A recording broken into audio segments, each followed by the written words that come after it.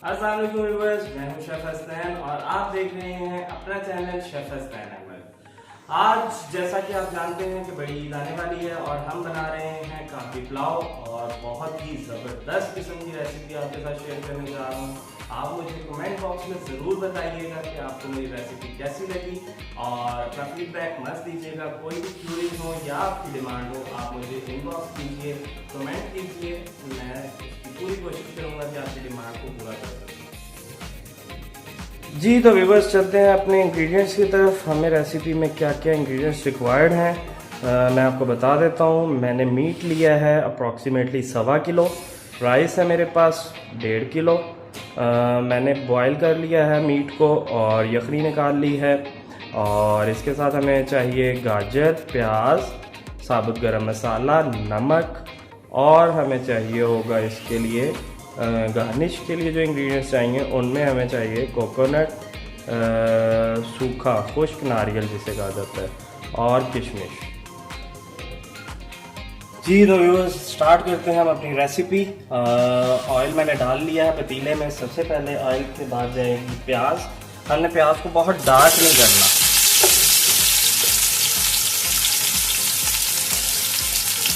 प्याज को बहुत ही प्यारा सा कलर देना है, क्योंकि प्याज का कलर जितना डार्क हो जाएगा आपके पुलाव का कलर भी उसी पे डिपेंडेंट होगा।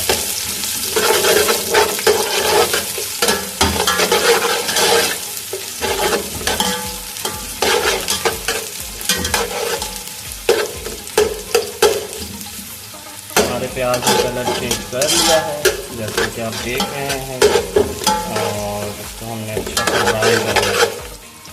जी तो व्यूअर्स, हमारा प्याज ब्राउन होना शुरू हो गया है। अब यहाँ पे हम ऐड करेंगे अपने साबुत गरम मसाले, और गरम मसाले में जो चीज़ें जाएंगी उसमें मैं आपको बता देता हूँ। तेज़पत्ता, दालचीनी, बादियानी की पाई, लौंग, काली मिर्चें और ज़ीरा। इसको हमने अच्छे से फ्राई कर लेना है प्याज के साथ। बहुत ही मज़ेदार खुशबू के लिए ये फ्लेवर्स यूज़ किए जाते हैं, इंग्रेडिएंट्स यूज़ किए जाते हैं।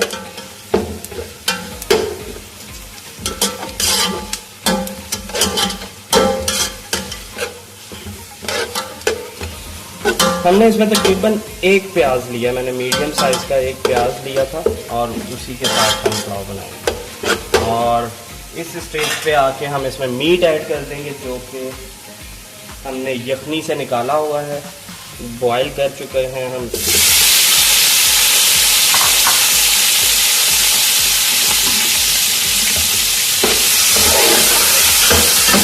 इसको अच्छे से फ्राई कर लेना हमने ऑयल में ही।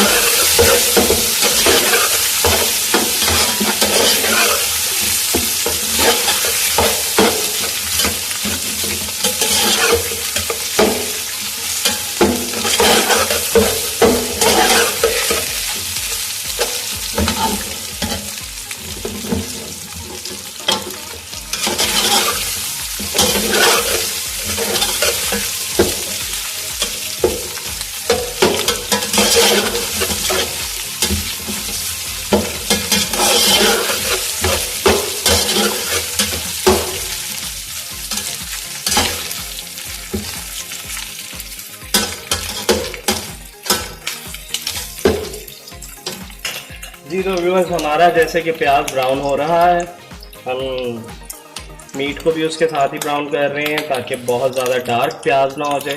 एक बहुत ही सुनहरा सा रंग रहेगा इसका, और मीट हमारा जो है ब्रेज हो जाएगा।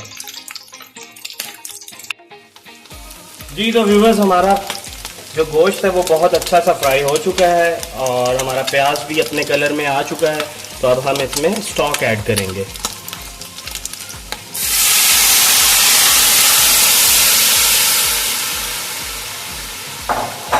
हमने स्टॉक ऐड कर दी है। अब हम इंतज़ार करेंगे एक उबाल आने का, और उसके बाद हम इसमें चावल ऐड करेंगे। और चावल ऐड करने से पहले हम अपना नमक चेक कर लेंगे कि हमारा सॉल्ट कैसा है, क्योंकि मैंने स्टॉक में भी थोड़ा सा सॉल्ट ऐड कर दिया था। तो हम अपना नमक चेक करने के बाद इसमें राइस ऐड करेंगे। جی تو ویورز جیسا کہ آپ دیکھ رہے ہیں ہمارا اچھا سا بوائل آ چکا ہے ہماری اسٹاک میں، اور اب ہم اس میں ایڈ کرتے ہیں اپنے رائس۔ میں نے تھوڑا سا پانی ایڈ کیا ہے، مجھے کم لگ رہا تھا، تو اکارڈنگ ٹو رائس ہم پانی کو ایڈ کر سکتے ہیں اسٹاک کے ساتھ ہی۔ ہم اب اس میں رائس ایڈ کرتے ہیں۔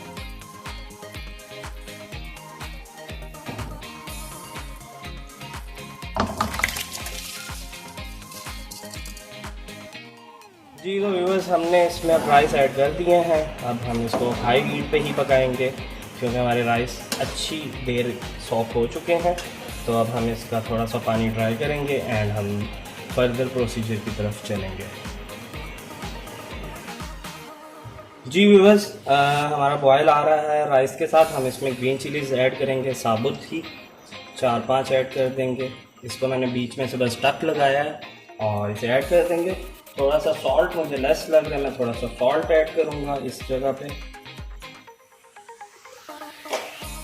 اور اس میں جائے گی بلیک پیپر، تھوڑی سی ہم اس میں بلیک پیپر پاؤڈر ایڈ کریں گے۔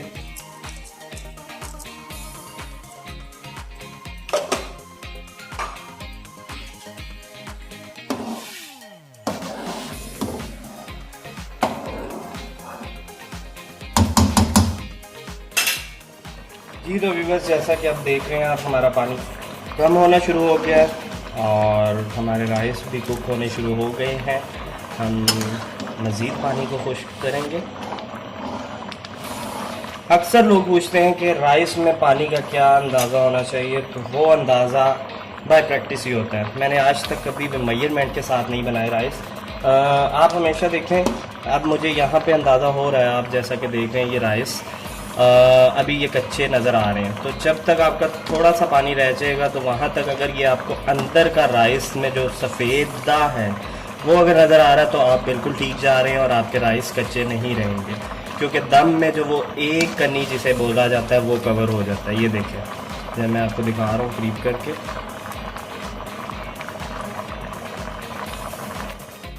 جی تو ویورز دیکھ سکتے ہیں آپ جیسا کہ ہمارے رائس کا پانی ڈرائی ہو چکا ہے تقریباً۔ میں اس کا چولہا ہلکا کی آنچ پہ لے آؤں گا اور اس میں ایڈ کریں گے ہم کیرٹس، جو کہ ہم نے فائن جولین کٹنگ کر کے رکھی ہوئی ہے۔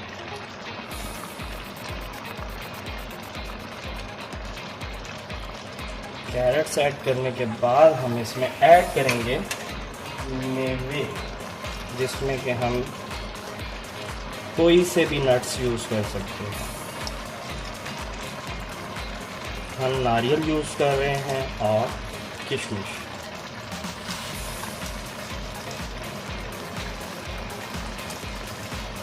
جی تو ویورز یہاں پہ اب ہم لگائیں گے دم بغیر ہلائے جلائے، تاکہ ہماری گاجر بھی تھوڑی سی جو کک ہونی ہے وہ ہو جائے۔ ہم بالکل دم والی پہ لیں گے اور اس کے نیچے ہم لگا دیں گے توا اور اوپر رکھ دیں گے ڈھکن۔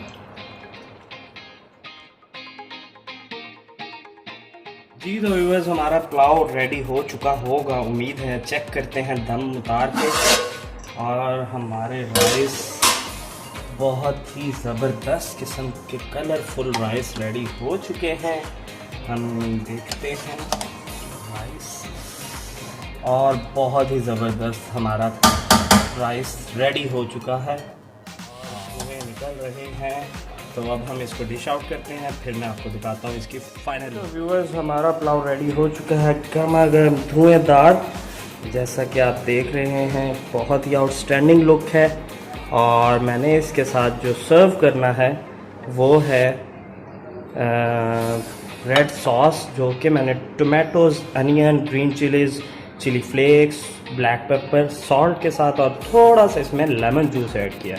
تو آپ مجھے بتائیے کہ آپ کو پلاؤ کیسا لگا۔ ہمارا افغانی پلاؤ بہت ہی زبردست قسم کا، اور میرے منہ میں پانی آ رہا ہے، آپ کے آ رہا ہے یا نہیں مجھے بتائیے کمنٹ سیکشن میں۔ از اٹ ماؤتھ واٹرنگ اور ناٹ؟ تو مجھے اجازت دیجیے، اپنا خیال رکھیے گا اور مجھے اپنی رائے سے ضرور آگاہ کیجیے گا۔